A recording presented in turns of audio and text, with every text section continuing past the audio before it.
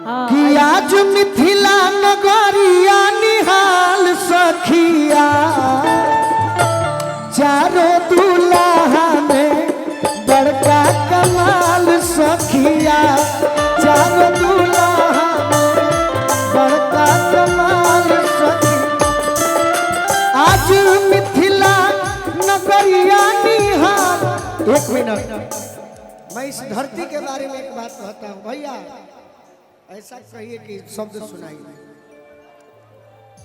कोई भी कलाकार, गुड्डू भैया, मैं जो भी बोलता हूँ दिल से बोलता हूँ, वकील साहब, मैं भोजपुरी से जुड़ा हुआ लड़का हूँ और मिथिला की धरती पर पहली बार आया हूँ। इससे पहले कई जगह पर आया हूँ, लेकिन इस जगह पर झंझारपुर में, मधुबनी में पहली बार आया। एक भोजपुरी के लड़के को मिथिला की धरती ने इतना मान सम्मान दिया। गीत संगीत कैसा हो, खराब हो, अच्छा हो, वो मायने नहीं रखता, लेकिन प्यार जो मिला इसका मैं ऋणी जरूर रहूंगा। कि चारों दूल्हा में बड़का कमाल सखिया चारों दूल्हा में बड़का कमाल। सावर सावर गोरे गोरे जोड़िया जहान है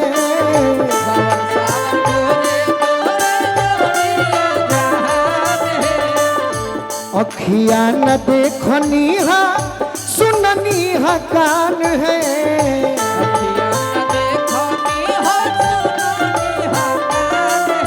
लाल चंदन सोहे उनके भाल सखिया लाल चंदन सोहे उनके भाल सखिया चारों दूल्हा में बड़का कमाल सखिया चारों दूल्हा में बड़का कमाल सखिया। और का मथ मोड़ मोरिया कुंडल सोहे कनवा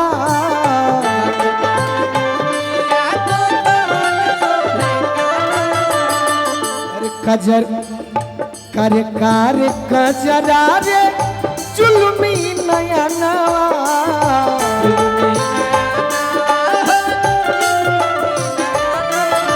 जुग जुग जोड़ी जिए बेमिसाल सखिया जुग जुग जोड़ी जिए बेमिसाल सखिया चारों दूल्हा में बड़का कमाल सखिया चारों दूल्हा में बड़का कमाल सखिया चारों दूल्हा में बड़का कमाल सखिया चारों दूल्हा में अरे बड़का कमाल सखिया।